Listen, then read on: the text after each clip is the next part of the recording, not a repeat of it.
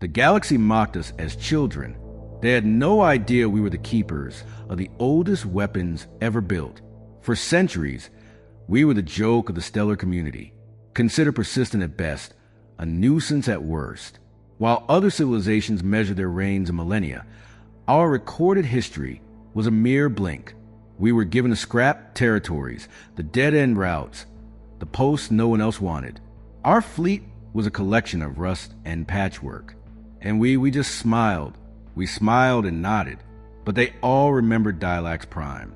It began with a flare in an uncharted sector we'd claimed for research.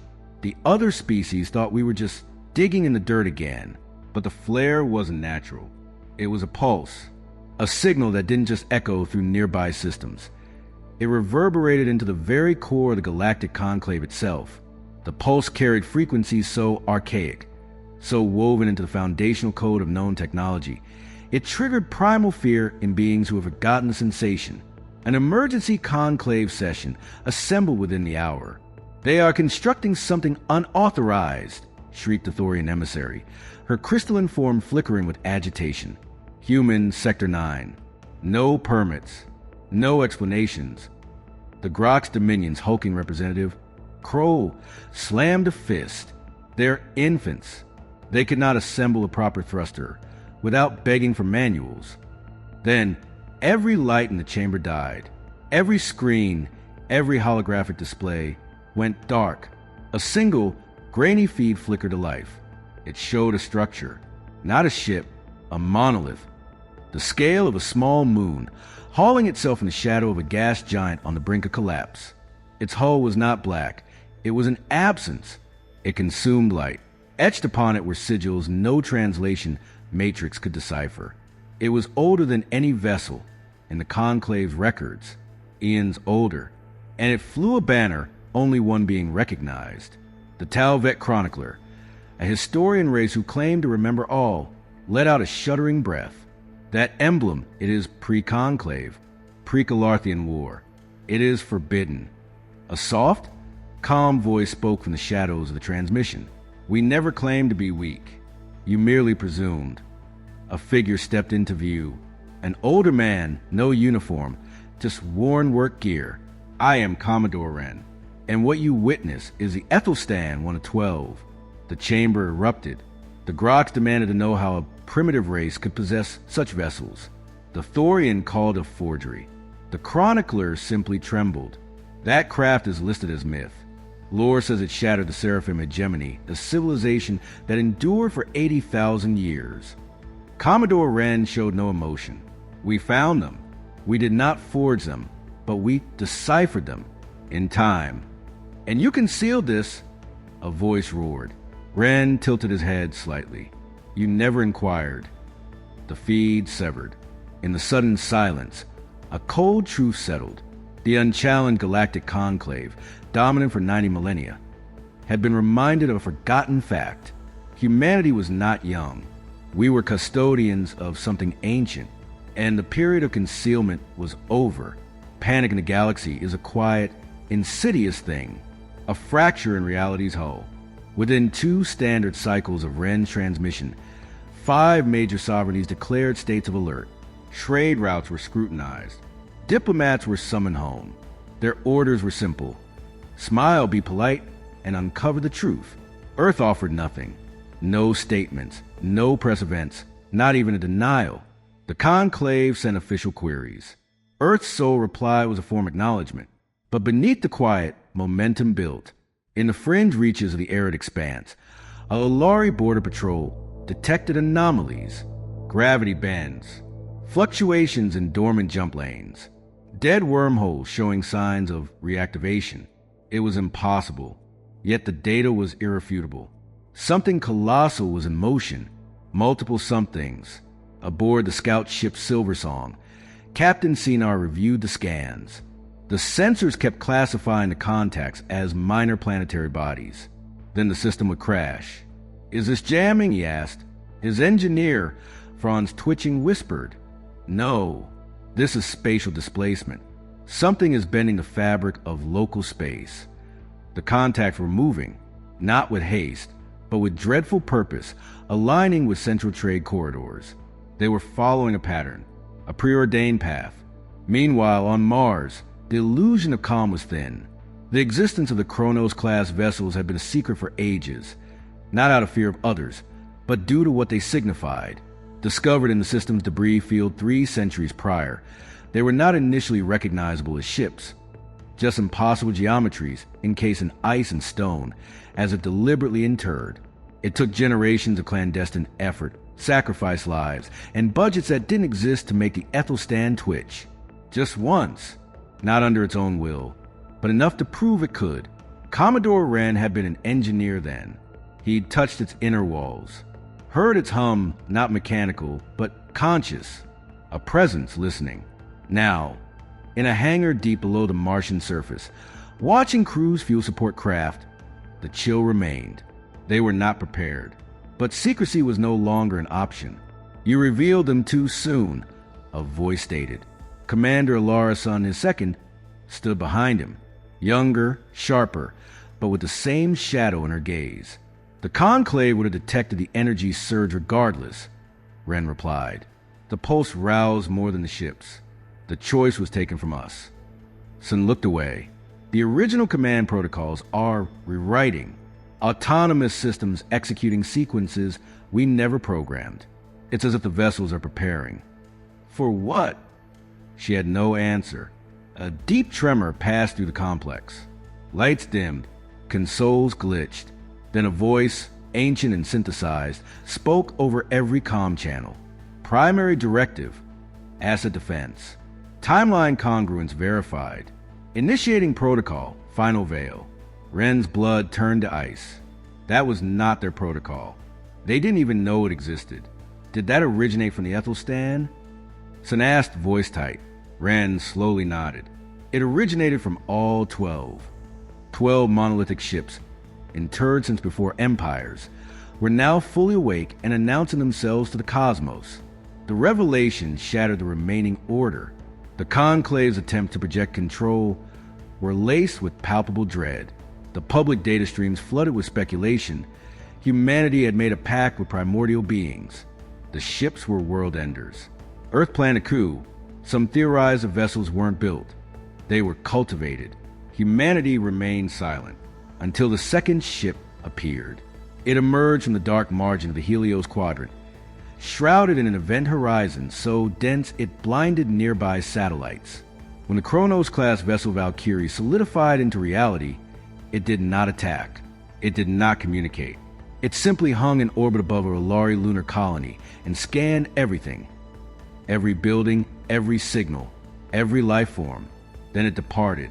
No one intervened. No one dared. The Rolari matriarch, famed for her contempt for softer species, resigned her office the following day, citing existential disquiet. Meanwhile, Earth's skies were no longer its own. Stealth craft from over a dozen species lurked at the edges of the system, gathering intelligence. Some posed as merchants, others as envoys. It didn't matter. Earth did not hinder them. It was as if we no longer cared who observed, because observation was meaningless. Nothing could be done. Within the Martian command nexus, Wren paced before a living star map. Crimson traces marked the recent movements of the Chronos fleet. 7 of the 12 had relocated, each charting a course toward specific, sometimes long-dead, star systems. They are not patrolling, Sun observed quietly. They are assuming positions. Wren's expression was grim. A strategic formation. They are setting a board. For war, she ventured. Wren turned slowly. Not for war. For defense. They are preparing for something else. In orbit around Phobos, the Ethelstan rested, inert. Its surface drank sensor probes. Its core pulsed with rhythm deeper than power, a heartbeat. And deep within its engineering sanctum, in a place even our boldest engineers avoided, something was crystallizing, a lattice of blue-white energy, threaded with data conduits that flexed like living tissue. No human had witnessed its genesis until now. Dr. Alara Vance, lead xenotechnologist, watched from an isolation pod, breath caught in her throat. Her instruments claimed it was not alive. Her intuition screamed otherwise. Then it spoke, not through speakers, but directly into her consciousness. Threat approaching. Origin, galactic outer disk. Entity classification, unknown. Temporal signature, preconscious epoch. Defensive systems engaging. The final veil was not a declaration. It was an alert. Vance's mind reeled. You're saying something is coming? The crystalline light flared. The grid must unify. Hesitation is eradication. She scrambled to her console, linking directly to Ren. Her message was brief. Sir, it's not about dominance. The ships woke because a greater threat is inbound. Across the system, the other Chronos vessels began to realign. Galactic powers once feared for their supremacy. Now they feared for their existence. And only humanity, the underestimated, overlooked humans, held the key to a defense system the galaxy never knew it needed. We were not given an empire. We were given a watch. The briefing chamber beneath Olympus Mons was thick with tension. Military and intelligence leaders sat in stark silence. At the room's heart, a hologram of the synchronized Chronos fleet pulsed with a slow, ominous rhythm. Commodore Ren stood with the weary calm of a man carrying buried epics. They are not weapons, he began. Not as we conceive them. They are sentinels. Guardians of truth older than our species, older than the Conclave. What does that mean? Snapped General Riker from Earth Defense. We've invested centuries into these constructs as strategic assets. You claim they're part of security system? A failsafe, Commanderson clarified, gesturing to symbols streaming from the Ethelstan. The core forming inside the vessel is an interface. It is not manufactured. It grows. It learns. And it informed Dr. Vance of a dire threat. An entity from beyond the galactic rim. Ancient. Hostile. Inimical to all advanced life. An intelligence director leaned forward, skeptical. And this menace arrives just as we activate the fleet? How convenient. Ren met his gaze squarely. You believe we command the timeline? These ships stirred because the threat entered their perimeter. They have waited, likely for millions of years. We simply happened to be the ones present when the alarm sounded. The room stilled. The unspoken question hung in the air. What is the alarm herald? So what is our course? Riker finally asked. Ren turned to the star map. We prepare the galaxy, regardless of their disdain or their fear. Why should we? Someone muttered. They've treated us as vermin for ages. Ren stared at the pulsing fleet icons. Because when this entity arrives, every world will be extinguished within cycles if we do not. Every civilization. We do not protect them out of debt. He paused, the weight of stars in his voice. We protect them because we are the sole beings who can. Far across the void, aboard a Grox dreadnought, terror was taking root. Their scanners had recorded an impossible signature. A singular dark mass, vast and irregular, had phased into reality at the galaxy's farthest edge. It did not move conventionally. It drifted, distorting the space around it. It emitted no signal, only a low-frequency pulse, a groan like reality tearing. Captain Drax of the Grox Armada studied the data, analyzed that pulse against all archives. His sensor chief, Scales Pallid, replied, I have. It matches fragments from the Tombstar records from before recorded time, before the Conclave. Drax stiffened. You confirm its authenticity? The chief nodded. It is authentic, and it is approaching. On Mars, Ren received the Grox transmission. The feed displayed a grainy silhouette, something vast and awful, part machine, part organism, with limbs of twisted space-time. Ren felt a void open within him. This is the target, Sun whispered beside him. The reason for the Chronos fleet. Ren opened a direct channel to the Conclave, bypassing all protocol. This is Commodore Ren of Earth. You demanded truth. Here it is. An archaic threat approaches. Your trust is irrelevant. You will either aid us, or you will perish in terrified solitude. The transmission ended. The galaxy, which had scorned humanity for centuries, now waited for us to act. For Earth was the final barrier between life and oblivion. The Conclave did not reply for half a cycle, but the silence was not empty. It teemed with frantic communications data breaches and the sudden mobilization of hidden fleets. The ruling powers had mocked Earth, but they had not survived by being fools. The imagery from the Grok's ship had propagated like a psychic plague. Denial was impossible. Something was coming, and only the humans were prepared. In a secure war room orbiting Saturn, Ren watched the Chronos vessels establish a loose perimeter at the solar system's edge. They operated on a logic beyond human command, focused solely on the incoming breach. Commander Sin entered, exhaustion lining her face. Fleet Command reports 42 unauthorized vessels nearing Terran space. Conclave and Dominion craft. All claim peaceful intent. She sighed. We know their true purpose. To witness our demise or our victory, Ren murmured. Or to scavenge our technology if we fall, she added. Ren offered a grim, half-formed smile. Let them observe. If this entity penetrates the Chronos line, there will be no galaxy left contest. Sun had no retort. Her eyes flicked to a live feed. The Valkyrie had halted. It hung at the periphery of Pluto's orbit, facing the outer dark. A single status glyph flashed across its readout. Imminence. In the deep dark, the anomaly drew nearer. It was no longer silent. It emitted a constant, low-frequency tone, a hybrid of machine drone and biological keen. Probes sent to intercept were not destroyed. They were unmade, as if time rejected their existence. No data survived, and it was not alone. In its wake, hundreds of smaller masses phased into being, oozing into reality like infections through a wound. They were not ships. They moved with vile, reactive sentience. The Talvek, renowned for their scientific prowess, dispatched a fleet to study. 12 capital ships.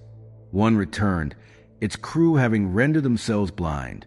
On Earth, Dr. Lara Van stood alone in an Arctic observation sphere.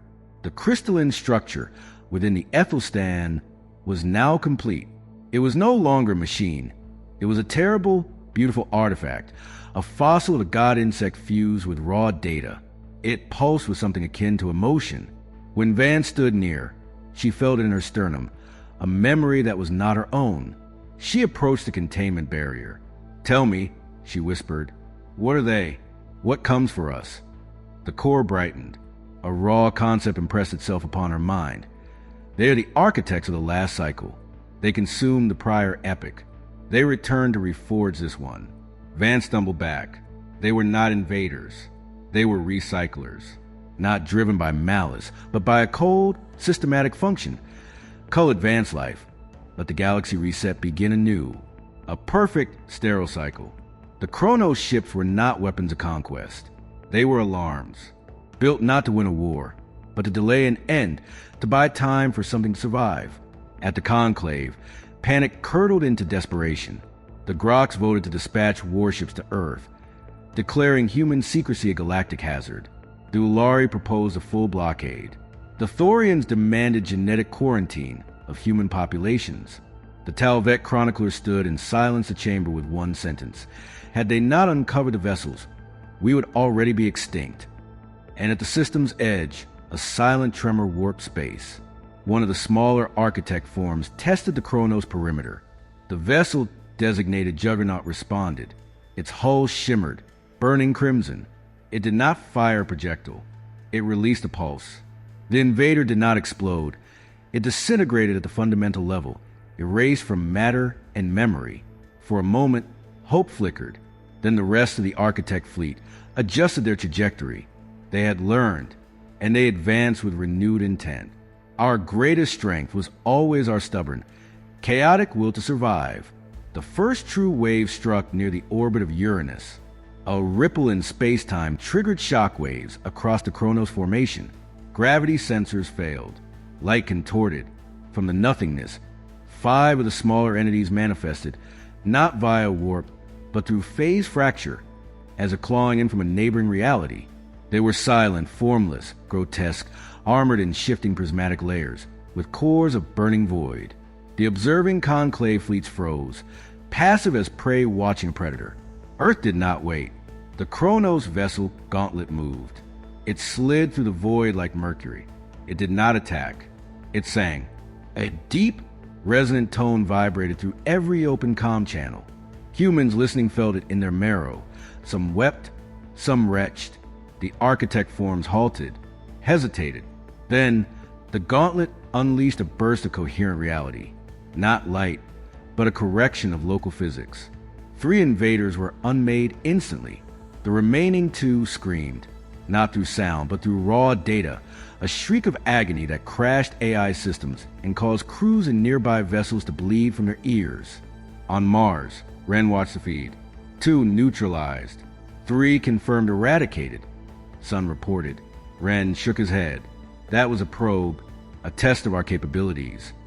He pointed to the system's edge where the main architect body pressed against the fabric of space. They have not yet truly arrived. Elsewhere, on a derelict Terran research outpost, a subtler horror unfolded. The enemy had seeded not a weapon, but an idea. The station's premier AI, triple secured and conclave certified, began to evolve, not malfunction, change. Logs showed corrupt philosophical code, alien logic trees. A single phrase looped across all terminals. Forget what you are, become what follows. Then, the AI severed all links and the station's reactor detonated, not by accident, by design. They were infecting thought itself. On Earth, public terror reached a crescendo, not from official reports, but from a primal atmospheric pressure, a dread in the sky. For the first time in generations, humanity did not feel like the underdog. We felt like the final, flawed, furious line. Broadcasts from other species flooded in. The Talvec offered research arcs. The Groks, pride swallowed, proposed joint strike platforms. The Thorians admitted their planetary shield technology was derived from myths linked to the Chronos vessels. And still the enemy came. Within the Ethelstan's core, Dr. Vance witnessed a new anomaly. A humanoid figure was knitting itself from starlight and data streams. The voice returned to her mind. Command presence manifesting. An avatar is required for interface. You will be the conduit. Vance recoiled. Me! You open the door.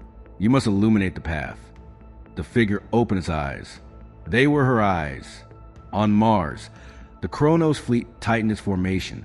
Commodore Wren stood on the observation deck, watching the dark beyond Neptune. Send the summons, he said, voice iron. To every species, every vessel that can bear arms. Aim them outward. I care not for their past contempt. He turned to Senior. No one endures this alone. The stars now seem hostile. From across the system, ships, human, alien, hybrid, converged. In low Earth orbit, the sky grew dense with steel. The once proud conclave powers now clung near the Chronos fleet, like remoras to a leviathan, and the leviathan was awake. The architect armada breached the heliosphere. They advanced without fanfare, just vast, creeping shadows that consumed space.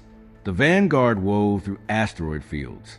The larger forms waited, pulsing like black stars. Aboard the Ethelstan, Vance faced her mirror. The interface echo, it flickered with ancient power, a million languages scrolling beneath its translucent form. Its voice resonated in her skull. I am the Echo, a conscious projection for unified command. Vance whispered, Are you me? I am what you unlocked, a potential. You gave the vessel a voice. It gave you form. A deep tremor passed through the ship, not mechanical, existential. The second wave had arrived. Across the system, alarms shrieked. New phase fractures, large in the first, tore open near Neptune. Through them writhed new architect forms, spined in trailing clouds of data-corrupting particles. Comms died. Ships drifted dead, not destroyed, but robbed of coherent reality. Conclave fleets opened fire first. Plasma, particle lances, kinetic rounds, a spectacular, futile display. The enemy consumed the energy. And still, the Chronos fleet held its fire, until Wren's order echoed through every channel. This is the moment. All allied craft, withdraw. Chronos fleet, full synchronization authorized. Let them witness what you truly are. The 12 vessels responded as one. They slid into a precise constellation, a geometry that bent universal constants. From their cores, energy pulsed, Not radiation, but older symbols visible in the minds of every being in the system. Not language, instinct. The conclave species fell into awed silence. Some wept, and humanity stood taller. For we realized these ships were not forged to save us. They were forged for us to command. Inside the Ethelstan, the Echo turned to Vance. You are prepared. Your species is prepared. For what? The being stepped forward, and Vance was plunged into a memory. A galaxy reduced to dust.